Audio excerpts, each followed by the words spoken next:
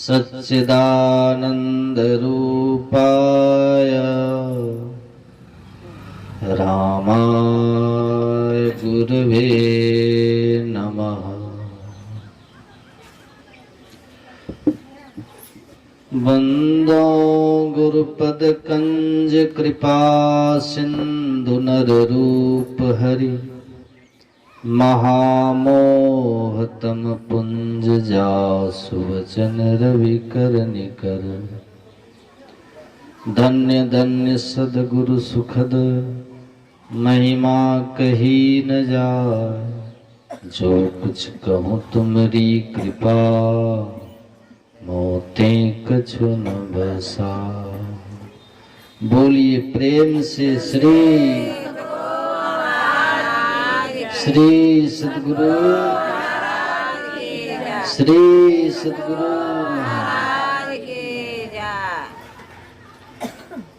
मंचासीन पूज्य स्वामी चंद्रानंद बाबा के चरणों में नमन। उपस्थित सत्संग प्रेमी महानुभावों, धर्मानुरागिनी पूज्य माताओं तथा धर्मशिला भक्तिमती बहनों,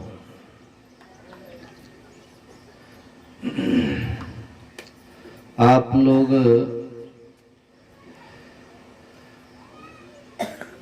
कल अपराह्न कालीन सत्संग में सुन रहे थे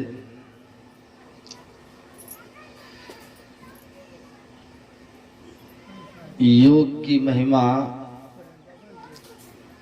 ज्ञान की महिमा और भक्ति की महिमा।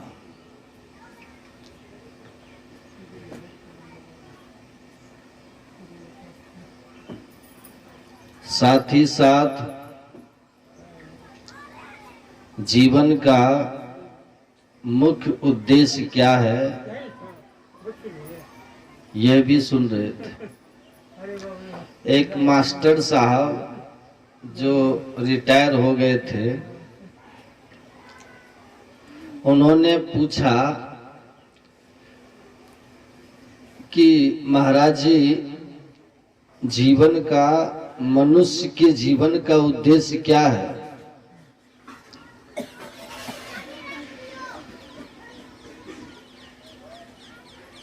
तो महात्मा जी ने पूछा कि आपकी उम्र कितनी है? तो रिटायर हुए, उनके कुछ साल हो गए थे। तो कहा 70 साल। महात्मा जी ने कहा जीवन के इस पड़ाव पर आप जीवन का उद्देश्य पूछ रहे हैं। जिस समय आप नौकरी खोज रहे थे उस समय ही जीवन का उद्देश्य भी ढूंढना था। आप मरने के समय में जीवन खोज रहे हैं।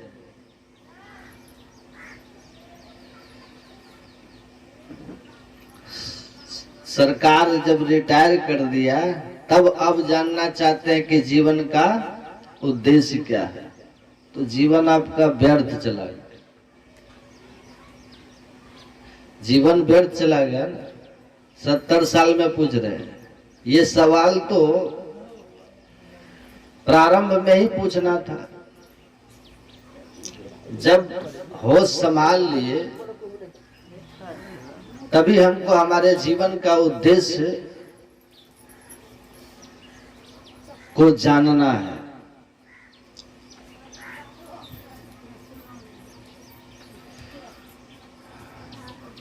अब जान के क्या कीजिएगा? आम खा के गुठली का दान, आम खा के गुठली का दान करने से बहुत कुछ पा लेता है आदमी। बड़ी ऊंचाई हो जाती है, नाम जस सब हो जाता है, धन पद सब हो जाता है। तब भी कहीं न कहीं कोई कोना खाली और असंतुष्ट रहता है आदमी। अपने जीवन से असंतुष्ट है हर व्यक्ति। जीवन का उद्देश्य अगर कोई पूछा, इसका मतलब ये है कि वो आदमी अपने जीवन से असंतुष्ट है। संतुष्ट आदमी पूछेगा ही नहीं। मस्त राम मस्ती में आग लगे बस्ती, क्यों पूछेगा? पूछा मतलब असंतुष्ट है भीतर से, है ना? कुछ मांग रहा है, अब भी जिंदगी जो दे न पाए।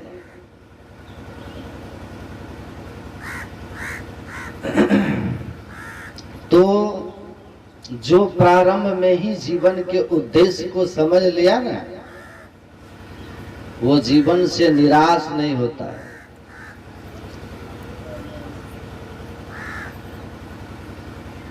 उसको जिंदगी भी एक पूरा का पूरा ड्रामा समझ में आ जाता है कि एक ऐसे खेल में हम हैं जहां जिस नाटक में कुछ सुखांत और कुछ दुखांत दृश्य जो है आते जाते रहते हैं, लेकिन हमारा जो मूल उद्देश्य है हम लोगों का, वो ऐसा है कि जब पर्दा हमेशा के लिए गिरे तो सुखांत हो नाटक में, अंत भला तो सब भला। महापुरुष लोग कहते हैं आपके जीवन का उद्देश्य जो है वह ईश्वर है, परमात्मा है। लक्ष्य परमात्मा है, लक्ष्य मुक्ति है, दुख निवृत्ति है, सारे दुख से छूट जाना, यही लक्ष्य है। जन्म मरण के चक्र से छूट जाना, यही लक्ष्य है। सुन रहे हैं सब? कहाँ है आप?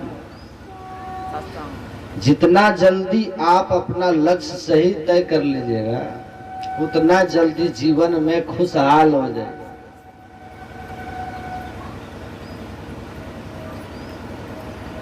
इसके अतिरिक्त जीवन का कोई लक्ष्य है, अगर कोई लक्ष्य है, ये छोटा मोटा पद को छोड़ दीजिए आप। प्रधानमंत्री भी जीवन का लक्ष्य है, मिल भी गया तो फिर असंतुष्ट ही रहिएगा। तो एकमात्र उद्देश्य क्या है? परमात्मा, है ना? इसीलिए जीवन हम लोग को मिला है। देह धरे कर यही फल भाई, आत्मानम मोक्षार्थम जगत हिताय च, जन्म मरण के चक्र से छूट जाइए और शरीर परहित में लगाओ। परोपकार करके, परोपकार्थम इदम शरीरम, यह शरीर परमात्मा की भक्ति और परोपकार के लिए है। बहुत लोग हैं जो परोपकार करके दुखी मिलेंगे। अब परोपकार भी कर रहा है फिर भी दुखी है। कहते हैं बाबा हम तो अच्छाई करते फिर भी दुखी है। ऐसा क्यों होता है पता है? अच्छा करके दुखी होना, उसका एकमात्र कारण है कि वो अच्छा भी किसी उद्देश्य से कर रहा होता है, और वो उद्देश्य संसार का होता है कि हम आपकी भलाई कर रहे हैं तो बदले में समय आने पर आप हमारा साथ देना। ये तो व्यापार हो गया। और जब समय आएगा वो साथ नहीं देगा तो आप दुखी हो जाइए, है ना? ऐसा नहीं कहा कि आप किसी का भलाई करो और उम्मीद रखो कि हमारी वो मदद करे, ये उम्मीद मत रखो। हमारा कोई संसार उद्देश्य की पूर्ति में सहयोगी हो, सांसारिक, बिल्कुल नहीं। हमारा धर्म है सेवा करना, हम कर दिए, अब वो करे ना करे वो जाने। इस भाव में जब रहिएगा ना तो आपको कभी दिक्कत नहीं। सुन रहे हैं? अब फिर ईश्वर की कृपा से कोई काम रुकेगा भी नहीं। क्यों कहा? निष्काम भाव कहा है ना, निष्काम भाव। एक आदमी मुखिया जी थे, बोला हम कोई सेवा टहल गांव का नहीं करेंगे। तो बोले क्या हो गया आपको, क्यों नहीं कीजिएगा? करना चाहिए ना, परोपकार के लिए तो शरीर मिला है। का खाट करेंगे परोपकार, चुनाव में वोटे नहीं देता है लोग। यही लफड़ा है। आपकी सारी परेशानियां यही है कि आप उपकार करते हुए मन में सोचते हैं कि वोट देगा लोग, और इसी में फंस जाते हैं, इसीलिए दुखी हो जाते हैं। व्यापार नहीं है ना, परोपकार कोई व्यापार नहीं है कि आप जिसका परोपकार कर रहे हो वही तुमको रिटर्न करेगा। परोपकार आप अपना कर्तव्य निभा रहे हैं तो इसका पुरस्कार परमात्मा देंगे आप। ये पब्लिक क्या देगी आप? ये बेचारी तो खुद ही बेचारी है, ये क्या देगी आप? परमात्मा देंगे आप। और कब देना है? जब आपको सबसे ज्यादा जरूरत पड़ेगी। परमात्मा को पता है ना कि इसको सबसे ज्यादा जरूरी कब पड़ेगा, उसका बैलेंस बचा के रखना है। जब पड़ेगा उस समय हम इसको डोनेट करके बचाएंगे, उस समय बचाएंगे। आप जब तब मांगने लगते हैं, कहते हैं अभी रुको, अभी अगल बगल से काम चलाओ, अभी बाएं दाएं से काम चलाओ। जब कोई संसार में उस परिस्थिति में तुमको बचाने वाला नहीं होगा तो हम बचाएंगे। इसलिए भगवान ने कहा है कि तुमको मनुष्य का शरीर हम दिए हैं परोपकार के लिए। ते प्राप्नुवन्ति मामेव सर्वभूत हिते रता। जीव मात्र के हित में तुम रत रहो, मेरी कृपा आपको मिली, फिर सब हो जाएगा। लेकिन हम कृपा कब करेंगे वो हम तय करेंगे। भगवान कहते हैं हम तय करेंगे कि कब कृपा करनी है। भगवान आप कर्मण्यवादी का रास्ते, आप केवल कर्म करते रहिए, फल की चिंता हमारे ऊपर छोड़िए। कब फल किसको देना है वो भगवान जब सोचते हैं कि द बेस्ट टाइम जब है उसी समय देंगे। तब आदमी कहता है नहीं बाप रे भगवान सुने हैं मेरा। भगवान नहीं साथ देते, गुरु महाराज नहीं साथ देते तो हम बर्बाद हो जाते, कहते हैं ना, उस समय साथ देते। तो संसार का भला करते हुए संसार से मत कोई कामना रखिए। संसार तो खुद बेचारा है, खुद परेशान है, वो रोटी नमक दाल में क्या करेगा आपको। ये जो हम लोग दुनिया में आए हैं ना, बड़ा दुखालय है। यहाँ लोग बहुत दुखी है, नहीं है?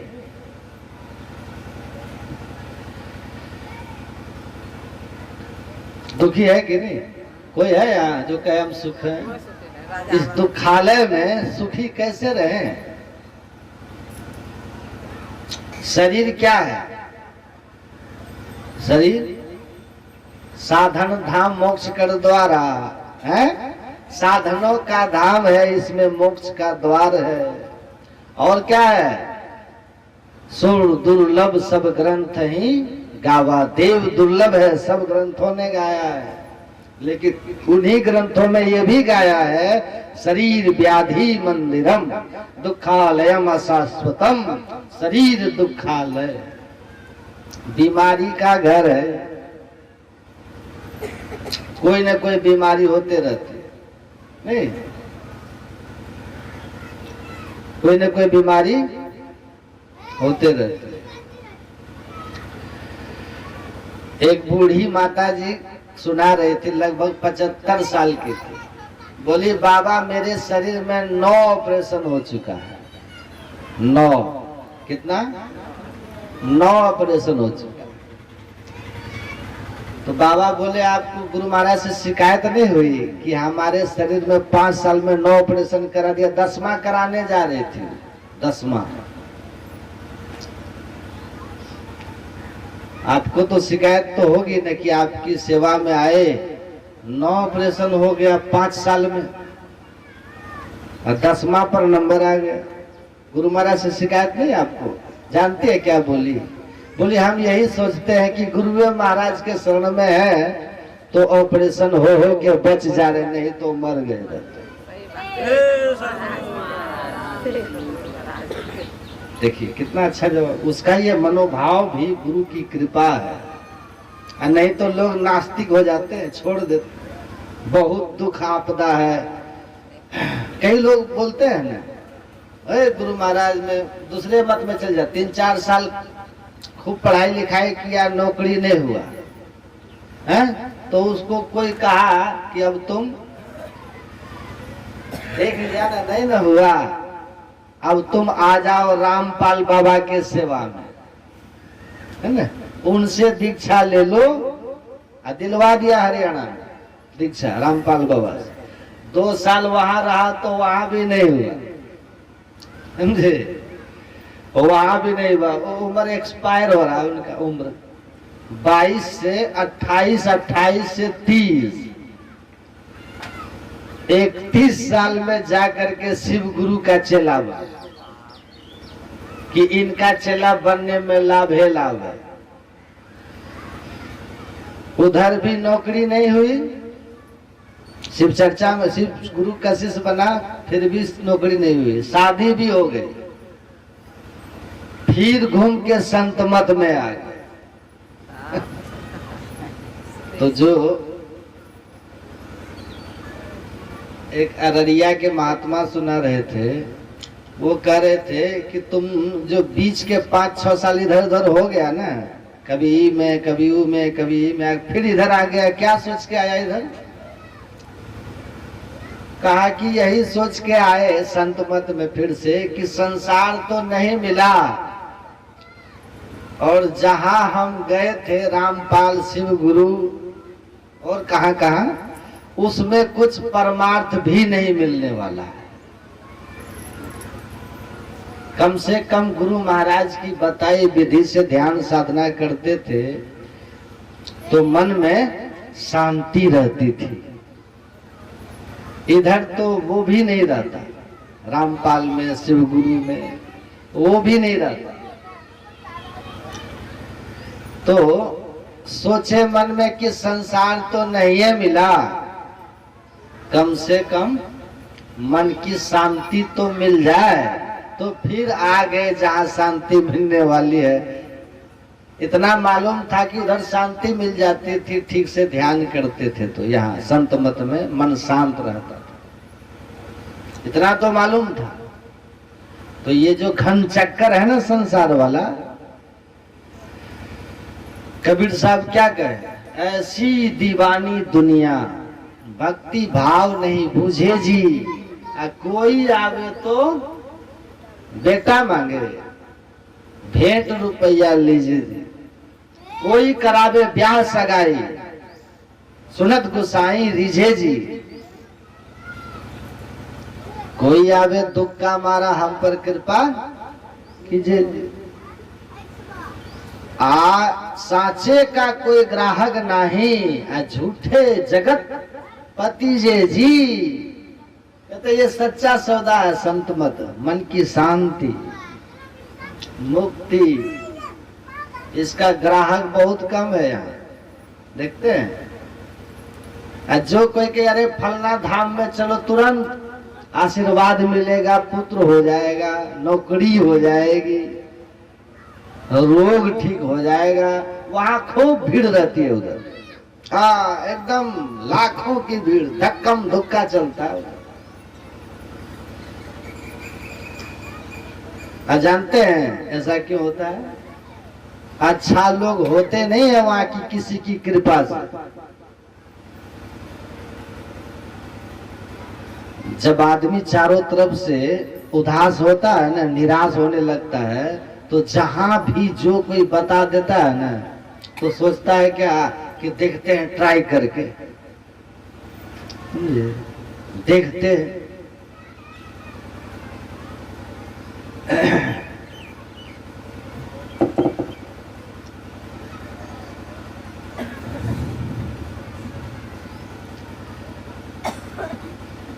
सुन रहे हैं सब? आप लोग भी भटकिएगा नहीं, संत मत छोड़ के। भटकते हैं क्या इधर उधर? पकड़ के रखिए।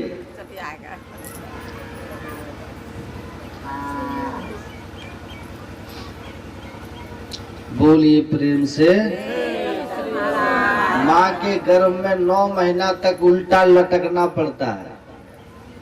कितना कष्ट होता है, हैं? इसीलिए जन्मत मरत दुसह दुख होई। जन्म लेने में भी दुख होता है, अब माँ के गर्भ में भी दुख, जन्म लेने के समय दुख, अब मृत्यु काल में भी दुख। और जब तक दुनिया में रहिएगा ना, तब तक दुख है दुख। तो गुरु महाराज क्यों बोलते हैं कि जन लिप्टोरे प्यारे जग पड़ते सवा सुख कछुए हुआ ना। यहाँ बड़ा दुख है। तो इस संसार में जहां है दुख है, महापुरुष लोग कहते हैं मानव जीवन जो मिला है इस दुख से छूटने के लिए। सुन रहे हैं? तो साचा बनिए, साचा। कहीं कोई भेज दिया, चले गए भेड़िया धसान, आपका तो भला नहीं हुआ, लेकिन झूठे का भला हो जाता है। संसार बहुत व्यवस्था हो जाती है उसकी। एक एक कथाकार जो है ना 10-10 लाख रुपया लेता है। सब माया है, कहे गए कि सब माया है। तो फीस काहे के लिए ले रहे हो? माया नहीं है। फीस जो लेते हो माया नहीं है।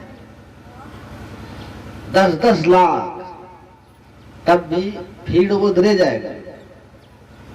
झूठे का भीड़, सांचे का कोई ग्राहक नहीं। संत लोग कहते हैं भाई संसार में दुख है, वहां जो मांगने जा रहे हो मिल भी जाएगा तो सुख होने वाला नहीं है। संसार से सुख नहीं होता। माता सबड़ी ऐसे ही है, देखते एकदम भगवान बुद्ध की तरह। सारे सुविधाओं के बीच भगवान बुद्ध थे ना, राजा का बेटा, और वहां से निकल जाते हैं भगवान।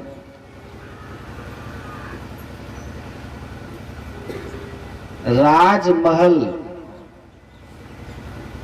का सारा सुख सुविधा है भगवान बुद्ध। जैसे व्यवस्था में भगवान बुद्ध को उनके पिता ने रखा, वैसी सुख सुविधा में किसी राजा ने अपने पुत्र को नहीं रखा। सोचिए। लेकिन भगवान बुद्ध को पूर्व के संस्कार बांध नहीं सका। वो संस्कार उनको समझ में आ गया था कि राजा का शरीर हो या भिखारी का शरीर हो, बीमारी तो सबके शरीर में आएगी कि नहीं? क्या बड़े लोग को प्रधानमंत्री रहते हुए प्रधानमंत्री लोग विदेश इलाज कराने के लिए जाते हैं कि नहीं जाते हैं? देश में इलाज कराते हैं कि नहीं कराते हैं? वाजपेयी जी का घुटना बदला था कि नहीं बदला था? अटल बिहारी वाजपेयी जी का कष्ट होता था ना।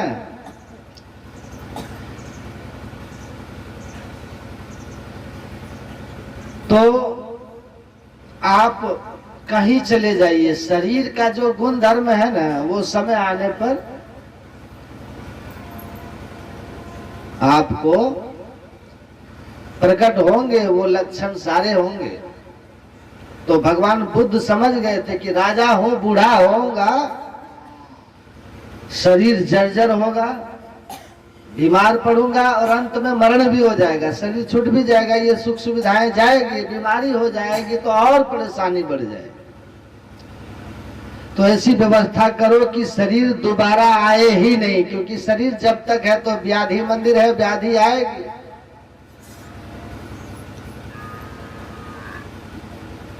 माता सबरी जब संत कृपा से खिखिरनी जोनी से राजकुमारी और राजरानी बनती है तो वह सबको समझ जाती है। सबरी साधु महात्मा के संस्कार उस पर गहराई से पड़ता है और वो समझ जाती है। ये शरीर और संसार के वास्तविकता को, नश्वरता को सब समझ जाती है और इसीलिए उसकी सेवा से प्रसन्न होकर जब कहा कि वरदान मांगो संत ने, तो सबरी ने क्या वरदान मांगा जब रानी शरीर में थी? इतिहास में दुर्लभ ऐसा कोई वर मांगा हो। सोचिए कि मेरा ये शरीर अभी छूट जाए, जवानी में बोल रही है सबरी जब रानी थी कि मेरा ये शरीर छूट जाए, मृत्यु मांग रही है अपने लिए। मांगिएगा, वरदान है कि श्राप? हम लोगों को तो श्राप ही लगेगा, महात्मा जी को भी लगा। मेरा ये शरीर छूट जाए महात्मा जी, मेरा पुनर्जन्म एकदम नीच कुल में हो, जहां कोई नारी पर बंधन नहीं। तीसरा वरदान, अत्यंत कुरूपा हो, कि मुझे कोई पसंद ही पुरुष नहीं करे। महात्मा जी ने कहा कि वरदान मांगने के लिए बोला था, श्राप नहीं। तुम तो श्राप मांग रही हो। बोली नहीं महाराज, यही वरदान चाहिए, ये वरदान है। इस शरीर में राजकुमारी, राजा की रानी बानी बन करके तो मैं भजन अब नहीं कर पाऊंगा।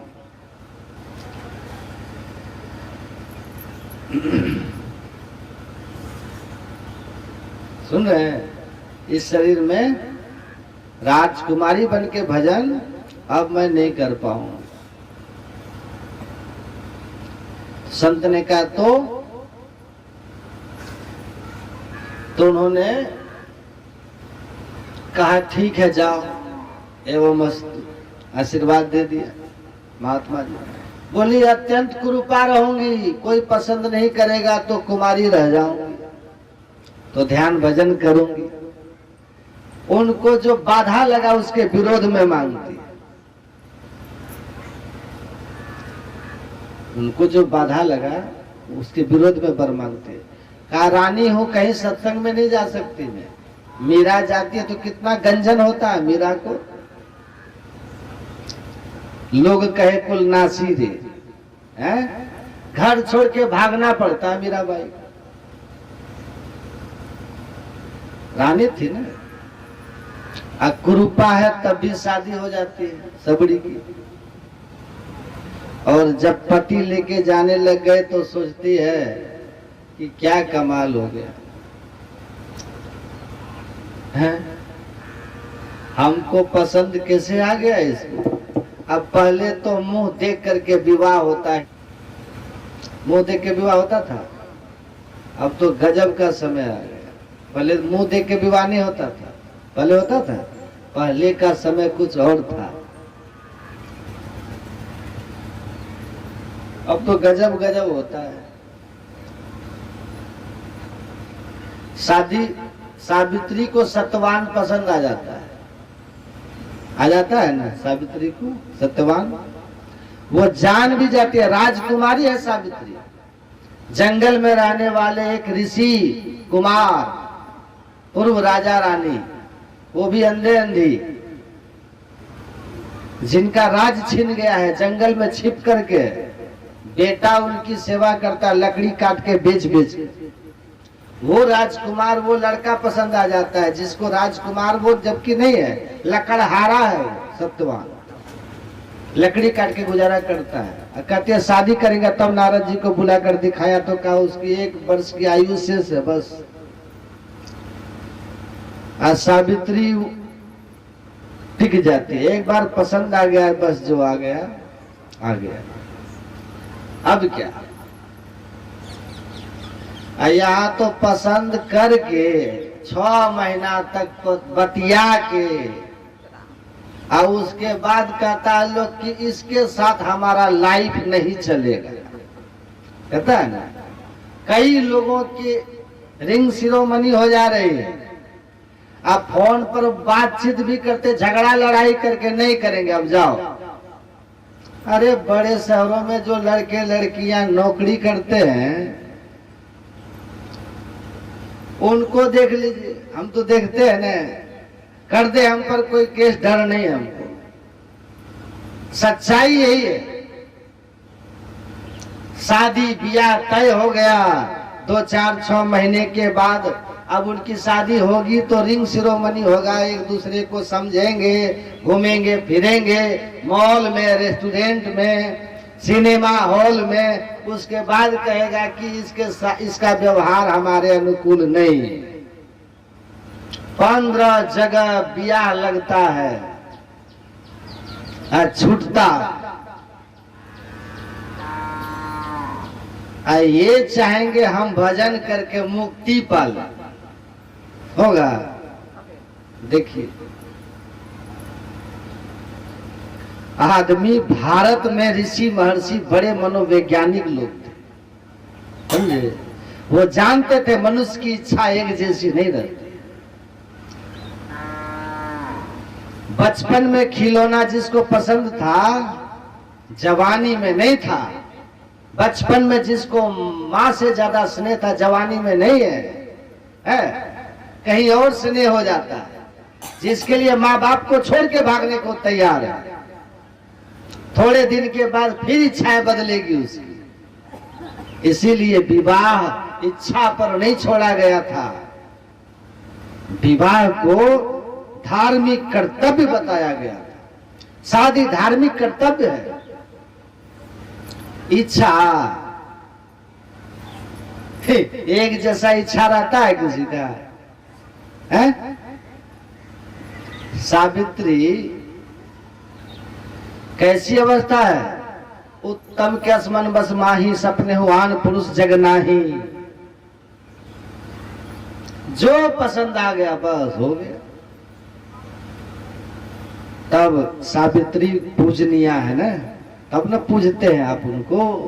15 साल में 15 को पसंद ना पसंद हो जाता है। इसीलिए तो भारत की दुर्दशा होने लगी। इसीलिए गांव में अब तलाक लेने लगे हैं लोग, गांव में भी तलाक तलाक तलाक तलाक। ये उर्दू फारसी का शब्द है तलाक, हिंदी में है ये नहीं है। हमारे धर्म में तलाक है ही नहीं, केवल शादी है, तलाक नहीं, केवल शादी। जहां क्या बोलते हैं, कंधे पर जो आता विवाह के बाद, डोली, है ना? जहां डोली आई वहीं से अर्थी जाएगी, यही ना पढ़ाया गया है। भूल गए क्या आप लोग? दूसरा विकल्प ही नहीं था। ऐसी अवस्था थी सावित्री। जमराज डर गया उससे, जमदूत भाग गया उसके पास। जमराज के मुंह से पति को खींच के ले आई।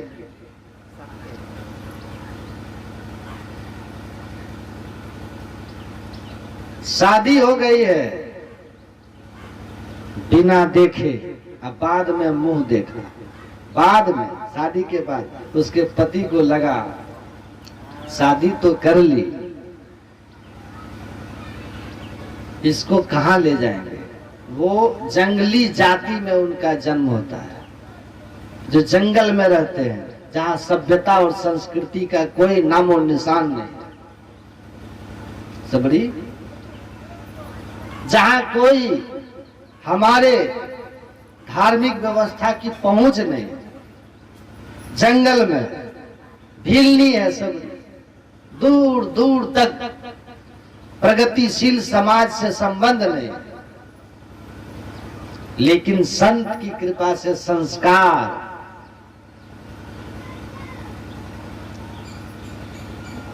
और देखिए क्या होता है, मतंग ऋषि के आश्रम में वो चली जाती है, कहीं से आ जाती है, सोचती है पति से उसकी जुदाई हो जाती है, लेकिन पति से अलग होकर के वो दूसरा विवाह नहीं करने के लिए जाती है। ये पसंद नहीं है या इनका व्यवहार अच्छा नहीं है तो इसको छोड़ देगा। ये पत्नी का व्यवहार अच्छा नहीं तो हम इसको छोड़ देंगे। भाई एडजस्ट करना होगा, किसी का व्यवहार तुम्हारे जैसा नहीं होगा। तुम्हारा अंगूठा किसी से मिलता है? अंगूठा मिलता है क्या किसी का किसी से? आधार कार्ड में आपका अंगूठा है, आपके अंगूठे जैसा दुनिया में आपका किसी का न अंगूठा था, न है, न होगा। आपकी आंख जैसी आंख न पैदा हुई, न है, न होगी। आपके जैसा आप ही है केवल।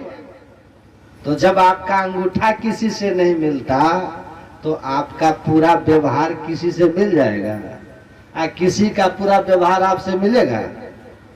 इतने समझ में आ जाए ना आदमी को तो झंझटे खत्म हो जाए, जीना सीख जाइएगा। एक दूसरे के सुख दुख में अगर आप सहभागी हैं तो जीवन स्वर्ग है, और नहीं तो स्वर्गीय है। समझ रहे हैं? स्वर्गीय है, मिलने वाला नहीं है। दो लोग अलग अलग होंगे तो माता सबरी पति से अलग होती है कि ये पसंद नहीं है इसलिए नहीं कि अलग हो जाए, इसलिए अलग नहीं होती। परमात्म प्राप्ति के मार्ग में ये बाधा हो जाएगा, इसलिए अलग। उद्देश्य देखिए क्या है सभी का, उद्देश्य क्या है? ईश्वर की प्राप्ति। मेरे तो गिरधर गोपाल दूसरों न कोई, यही अवस्था मीराबाई की है, वही माता सबरी की। मिलना भगवान से धरती पर कोई नहीं चाहिए। अगर पाना है तो जोग जुगति से रंग महल में पिया पायो अनमोल री। अनमोल पिया को पाना है। ये 2 लाख 4 लाख 5 लाख 10 लाख 20 लाख वाला पिया नहीं। दहेज में खरीदे जाते हैं ना दूल्हा, तो संसार के पति पैसे पर खरीदे जाते हैं। ये अनमोल नहीं है ये पति, ये तो मोल लिए जाते हैं पति, खरीदा जाता है ये पति। माँ बाप पहले गिन गिन के दहेज लेगा, उसके बाद कहेगा क्या कि पुतो 8 बजे उठती है, तो 8 बजे नहीं उठे, 4 बजे उठने वाली पुतो चाहिए, तो पैसा काहे खोज रहे थे? हैं? पैसा काहे खोज रहे थे? पैसा भी चाहिए। आज 4 बजे भोर में झाड़ू लगा के बर्तन धो के और नहा के चाय लेके आए, वो सब काम आप कीजिए। और पैसा लिए है ना, उसी का तो पैसा लिया गया है कि बेटी 8 बजे तक सोएगी, सास सब कंप्लीट करके रेडी रखेगी। हैं?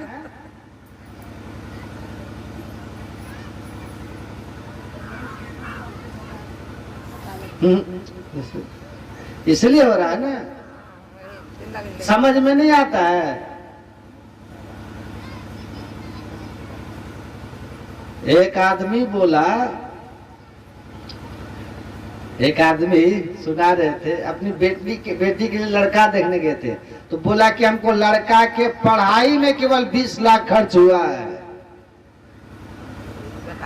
तो उन्होंने कहा कि पढ़ा किस लिए रहे थे आप? कि बेटा की नौकरी हो जाए, बेटा अपने पैर पर खड़ा हो जाए, कमाने लगेगा तो इसका जीवन सुखी हो जाएगा, इसलिए? या इसलिए कि इसका रेट बढ़ जाएगा। किस लिए पढ़ा रहे थे?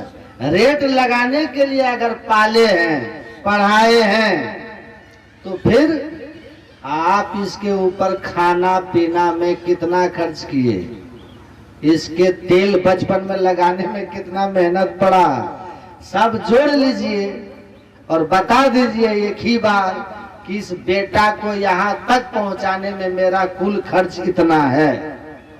जिसको होगा दे के खरीद के लेके चला जाएगा, फिर आप और बेटे के बीच कोई रिश्ता नहीं रहेगा। भाई पढ़ाने में तुम्हारा 25 लाख लगा तो कमा के तुम ही को देगा कि कमा के ससुर को देगा? ससुर को नहीं ना देगा। तो ससुर को रेट क्या सुनाते हो? पढ़ाया था तुम। तो बाप सोचता है कि ऐसे ही लोग अब अधिक है तो क्या करें, दे देते हैं, बेटी का तो हिस्सा है, दहेज दे देता है बेचारा, किसी तरह दे देता, कर्ज ले लेके जहां तहां से बेटी का। तो बेटी आती है तो सोचती है 25 लाख दे के आए हैं, यही बुढ़िया ली है, यही बुढ़िया जोड़ने में तेज है। पुरुष से ज्यादा दहेज लेने में महिला आगे, समझे? महिला आगे। ससुराल से क्या क्या लड़के को मिला या बहू नैहर से क्या क्या लाई है, देख करके बताएगी। लोग नहीं बताते हैं। सोना एक के भर का हार है, नहीं है बढ़िया, चारे तरह का मिठाई दिया, 8 टका का मिठाई दिया। पुरुष को मतलब नहीं रहता, महिला को ही सब रहता। इसीलिए पुरुष तो बेचारा पहले से द्वार पर है, महिला को अपना देखो। तो फिर सास उठ के सब काम करेगी, बैठ के कहेगी कपार पीट के, हे भगवान पीटिए, पीटो। गिनती की थी उस समय नहीं लगा, अब पता चल रहा है? तो जान लीजिए ये मोल वाला लोग नहीं है, अनमोल परमात्मा के लिए माता सबरी सब कुछ त्याग देती है, कोई पाप नहीं। भगवान बुद्ध घर छोड़ के भाग गए, उनको पाप नहीं लगता, मुक्ति होती है। क्यों? क्योंकि घर छोड़ के किसी के संग नहीं भाग गए, किसी के साथ नहीं भागे हैं, संसार के किसी सुख के लिए नहीं भागे हैं। एकमात्र उद्देश्य परमात्मा को पाकर जगत का हित करने के लिए भागे। बड़ा उद्देश्य है उसका, बड़ा उद्देश्य है। गुरु महाराज घर छोड़ दिए थे, छोड़ दिए थे। पंडित लोग कहते थे कि माता पिता सबको छोड़ के भाग गए, कोई ऋण नहीं चुकाया है, न पितर ऋण, न ऋषि ऋण, न देव ऋण। मरेंगे तो इनको स्वर्ग क्या कठोर नरक होगा। गुरु महाराज के लिए कहते थे। गुरु महाराज ने कहा मुझे स्वर्ग भी नहीं चाहिए, मैं स्वर्ग सुख की इच्छा भी छोड़कर संन्यास ग्रहण किया हूं, केवल सत्य को जानने के लिए। शास्त्री ने कहा यथार्थ बोल रहे। जो संसार सुख की कामना से मुक्त होकर ईश्वर पाने के लिए त्याग कर दिया है, उसको पाप नहीं लगता। सुन रहे सब? एक को छोड़े हैं दूसरा सेट करके, तो अब तो घोर नरक में जाइएगा ही जाइएगा, घोर नरक में जाइएगा।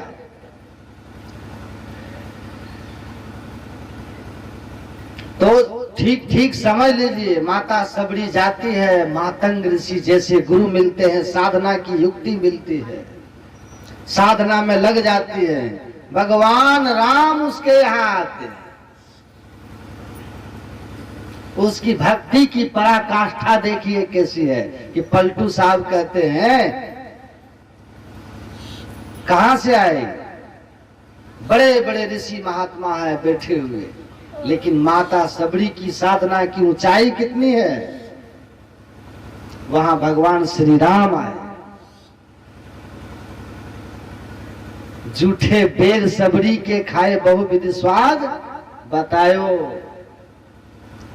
साहब के दरबार में केवल भक्ति प्यार, केवल भक्ति प्यार, गुरु भक्ति में राजी। भगवान आते हैं मोहे भावेला भगतिया भिलनिया के। भिलनी की भक्ति भाती है, भगवान श्री राम कहते हैं। माता सबरी भगवान श्री राम को बता रही है माता सीता को प्राप्ति का मार्ग क्या होगा। देखिए सबरी बता रही है, कहते चले जाइए अपने भाई बाली के डर से।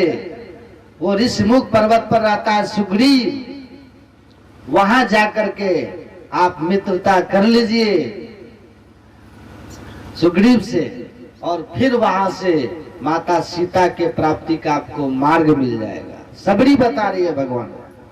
संत थी ना, जान ही तीन काल कर ज्ञाना करतल में हम लख समाना, इशारा कर दी जाइए, और वहीं से खुला रास्ता हनुमान मिलते हैं, बाली वध होता है और माता सीता की खोज भी पूरी हो जाती है। अब वही अपना शरीर त्याग करते हैं भगवान राम के सामने। कई कथा सकल वीरों की हरिमुख पद पंकज धरे तज जोग पावक दे हरिपद लीन भई जहां नहीं फिरे। ब्रह्मलीन हो गई सबरी।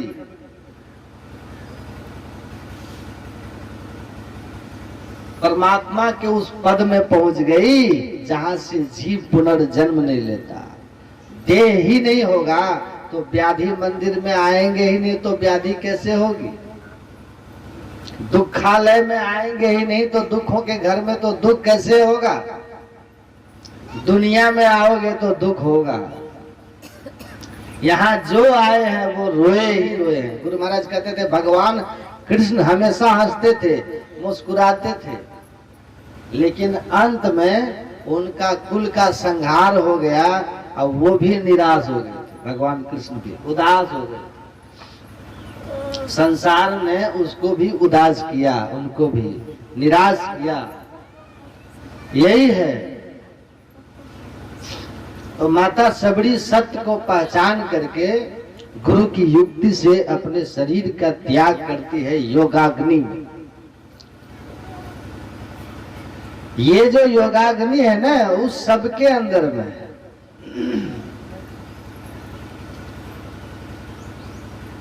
इसी योगाग्नि में जो शरीर छोड़ा मुक्त होगा। लेकिन ये योगाग्नि आपके अंदर में है, पर आप उसको ढूंढ नहीं पाते। ये जो शरीर में गर्मी है ना, गर्मी, अपने अंदर दो योगाग्नि, एक ज्योति रूप में, प्रकाश रूप में, एक शब्द रूप में, दो अग्नि योगाग्नि। शरीर में गर्मी है, प्रकाश के कारण आदमी मरता है, सब ठंडा हो जाता है। नहीं देखते हैं जब कोई मरणासन होता है, लोग पैर छूते, कहते हैं पैर के तरफ से ठंडा होने लगा। ठंडा क्यों होने लगा? क्योंकि जो योगाग्नि है ना, ज्योति नाद के रूप में चेतन, दो रूपों में चेतन है, वो सिमटने लगा। जहां से सिमट गया आग बुझ गई, ठंडा हो गया। सिमटते सिमटते सिमटते 9 में से किसी एक द्वार पे आके निकल जाता,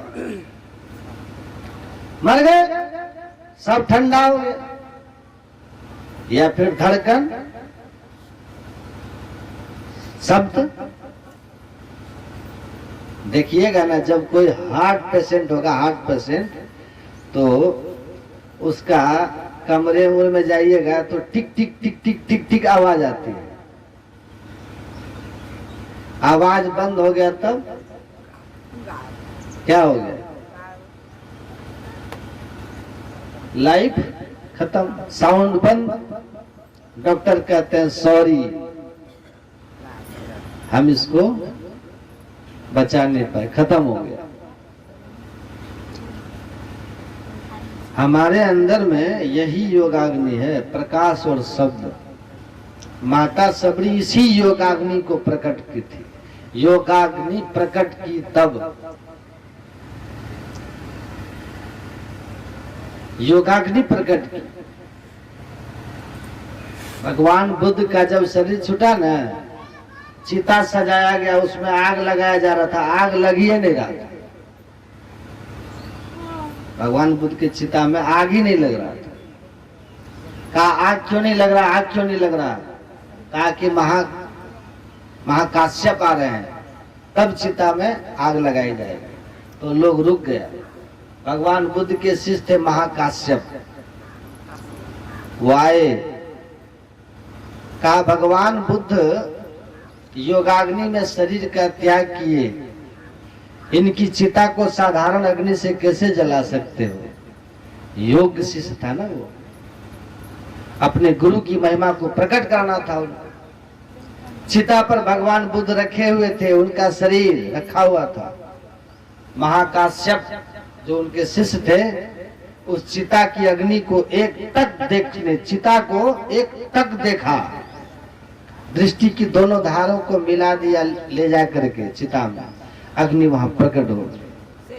महाराज के आग लग गई। जयकार करते हैं, बोले जोर से जयकार कर। योगाग्नि प्रकट हो गई, उसमें उनका चिता जल गया। बुद्ध देव त्याग किए योगाग्नि में। किसका त्याग? इस शरीर को त्याग। इस शरीर से चेतन आत्मा को योगाग्नि के सहारे निकाल दिया। शिष्य ने उसके स्थूल शरीर को योगाग्नि से भस्म कर दिया। देखिए क्या महिमा। तो योगाग्नि अपने अंदर में है, ज्योति और नाद के रूप। इस योगाग्नि को प्रकट करने के लिए नवधा भक्ति है। जो इस योगाग्नि को प्रकट कर लिया, मुक्ति हो जाएगी, परम पद में पहुंच जाएंगे, जहां से फिर नहीं फिरेंगे। इसी के लिए तो प्रथम भक्ति संतन कर संगा है। सत्संग इसी के लिए कि योगाग्नि जहां है वो जान सको। सत्संग इसीलिए नहीं है कि पेट का दर्द का दवाई जान सको, इसलिए सत्संग नहीं है कि माथा दर्द आपको मिलेगा, यहाँ ठीक हो जाएगा। योगाग्नि प्रकट कैसे होगा? बहुत महात्मा है, बहुत अच्छे अच्छे हैं, वो कहते हैं, हम सोचते हैं कोई आए कहे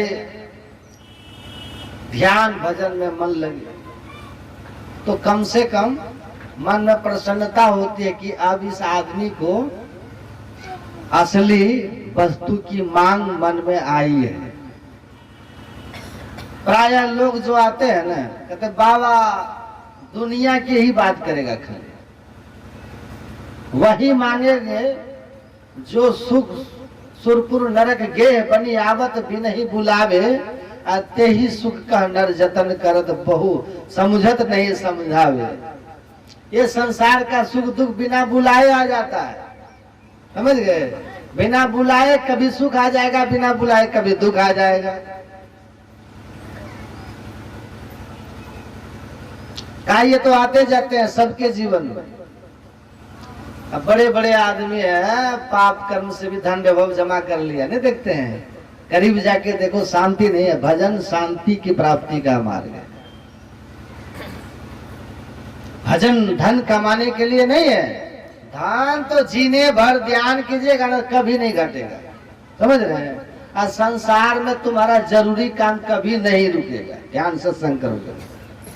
ये तो योग क्षेम भगवान हम करेंगे ताकि तुम्हारा जीवन ठीक से चले, तुम्हारा काम बनता रहे और तुम्हारा मन भजन में लगा रहे। ये भजन अरबपति होने का मार्ग नहीं है। धन कमाने के लिए तो व्यापार कीजिए ना, आप ध्यान मत कीजिए, तो व्यापार कीजिए, सत्संग मत कीजिए धन कमाने के लिए।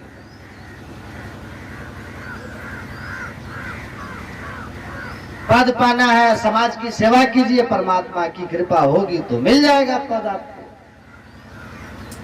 उसके लिए ध्यान सत्संग मत कीजिए। जीवन में शांति रहे, आंख बंद करे तो नींद आ जाए, उसी वैसा सुखी कोई होता है?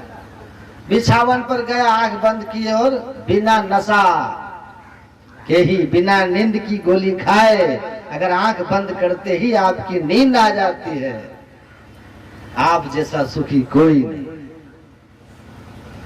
राजा राम मोहन राय वो कहते हैं, राजा हूँ बिछावन पर पलंग, मखमली सेज पर सोया हूँ, नौकर चवर बुला रहा है। प्रजा में विद्रोह है, सत्ता रहेगी कि चली जाएगी, इस बात की चिंता ऐसी है कि मखमली सेज पर चमर की हवा लग रही है और चमर डुलाते डुलाते नौकर जमीन पर खर्राटे लेके सोने लग गया और मैं मखमली सेज पर करवट बदल कर बेचैन व्याकुल बना हुआ हूं। रात गुजरती जा रही है, बेचैनी बढ़ती जा रही है। और तब मेरे मन में एक सवाल आया, जिसके आदेश में इतना बड़ा साम्राज्य चल रहा है, इतने बड़े सुंदर महल में अंगरक्षक से घिरा हुआ है, सुंदर जिसकी कई रानियां हैं, मखमली सेज पर सोया हूं, चमर हिला रहा है नौकर, और मैं राजा सुखी हूं कि ये नौकर जो गहरी नींद में शांति का आनंद ले रहा है, दुनिया के सारे तमाम काम से मुक्त होकर गहरी नींद में पड़ा है, ये नौकर सुखी है कि मैं सुखी? मैं समझ नहीं पा रहा कि सुखी नौकर है कि सुखी मैं। और तब राजा राम, वो राजा कहते हैं कि जिसके जीवन में शांति है, केवल वही सुखी। सदगुरु महाराज कहते हैं, मास फागुन मस्त हो के किए बहुत बनाव हो, ऊंचे महलन जड़ित मणिगण सुख तबहु नहीं पाव हो, कुल बल रूप बल रुत्रिया बल पायो सही, सुख तबहु ना मिले बिनु ध्यान के सपनहु का। सुख शांति बिना ध्यान के नहीं आती, और जिनका चित्त ध्यान में लग गया और शांति को प्राप्त कर लिया, संत सबसे बड़े संत दूसरा नाम है। लीजिए 10 अवतार तिन्हें प्रणाम है, ब्रह्मा विष्णु महेश सकल संसार है। अरे अरे पलटू, सबके ऊपर संत मुकुट सरदार है। शांति है संत के पास, इसलिए सम्राट भिखारी है उनके लिए, उनके सामने, क्योंकि शांति सम्राटों के पास भी नहीं। तो शांति, भजन शांति के लिए है ना, ये ज्ञान ये समझ सत्संग में आता है, तब आदमी जीवन का उद्देश्य ठीक ठीक तय करता है कि नहीं? महल नहीं चाहिए। स्वामी रामतीर्थ कहते थे, एक सेठ था, बड़ा अमीर सेठ था, बहुत धन पैसा वाला सेठ था। उसी के महल के बगल में ही एक झोपड़ी में परिवार था, 2 बच्चे, पति पत्नी थे। लकड़ी काट करके जीवन यापन करते थे। शाम को घर लौटते थे, शहर से हाथ पैर धो करके भगवान का भजन कीर्तन करने लगते थे, और फिर भोजन बना करके सो जाते थे। फिर सुबह उठ करके अपने काम पर चले जाते थे, और बड़ा शांति से जीवन उनका गुजरता था। बड़ा खुशहाल परिवार था। सेठ जी का भरा पूरा परिवार, लेकिन सेठ जी के यहाँ किचकिच किचकिच बहुत। और सेठ भी बड़ा आसान। एक महात्मा आए, कहा महाराज, इन लोगों के जीवन में खुशी देख करके, प्रसन्नता देख करके, देखिए संतुष्टि सबसे बड़ी चीज होती है। वो अपने लाइफ से संतुष्ट है, मेहनत से कमा रहा है, भगवान का भजन कर रहा है, जीवन में शांति है, उसको आनंद है उसको। कहा महाराज, उसके जीवन में जो सुख शांति है उन लोगों का, उसको देख करके हमको जलन होती है। हमारे जीवन में ऐसा क्यों नहीं है? इसीलिए कि तुम 99 के चक्कर में पड़े हुए हो, सब परिवार। हाय हाय हाय हाय, जबरदस्त हाय पकड़ लिया, उसको नहीं है। कहा 99 का चक्कर क्या होता? कहा जिसको लग जाता है उसके जीवन की शांति चली जाती है।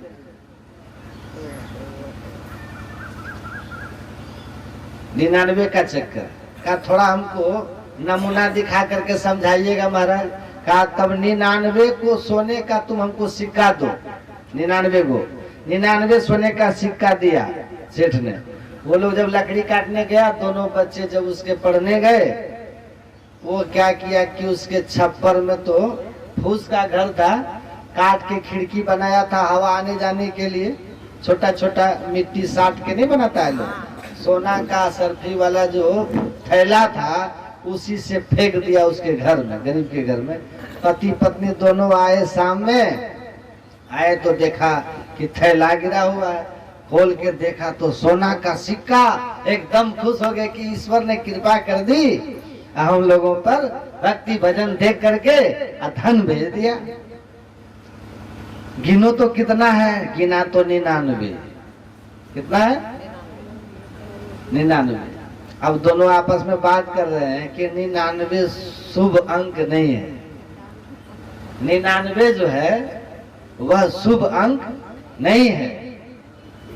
हमारा प्रवचन सुन सुन के लोग कितना बोलना सीख गया है मुझे।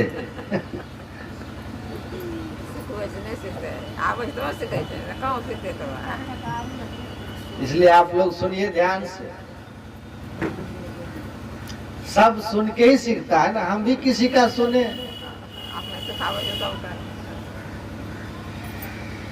पढ़ के सुन के ध्यान करके यही से तो आता है ज्ञान, यही से तो आता है। 3 यही माध्यम है, पढ़ के सीखिएगा, सुन के सीखिएगा और ज्ञान होगा, या ध्यान करके भी भीतर से स्फुरना होगा। तो देखिए मैं क्या कर रहा था, क्या कर रहे थे?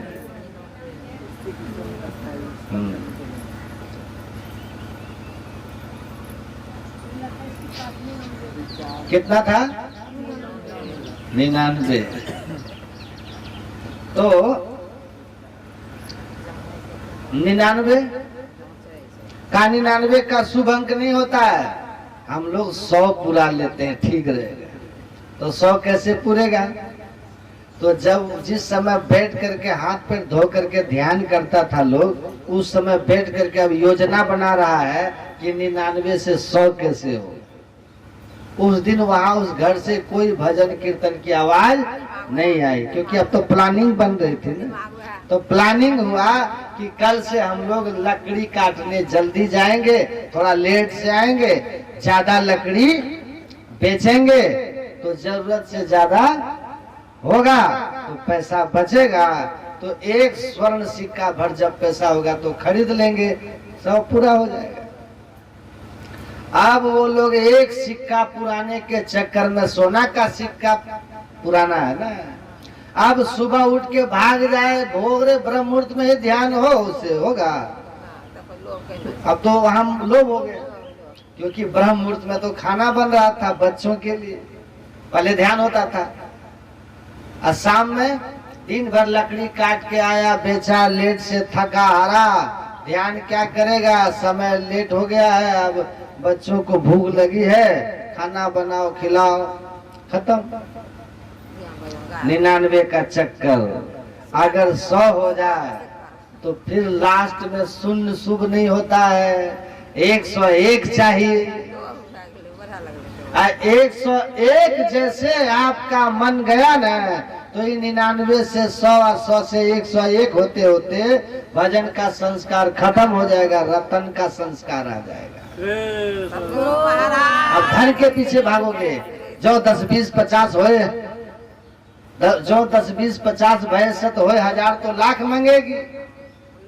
स्वर्ग पाताल हो राज करो, तृष्णाधि की ही आग लगेगी, सुंदर एक संतोष बिना सठ, तेरी तो भूख कभी नहीं बुझेगी।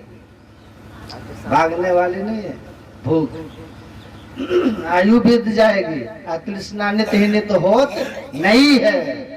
और ये 10, 20, 50 वाला कामना बढ़ती चले जाएगी, आदत लग गई ना, भजन का संस्कार खत्म, धन का संस्कार प्रबल, सतोगुण दबा, रजोगुण प्रकट हो गया। अब रजोगुण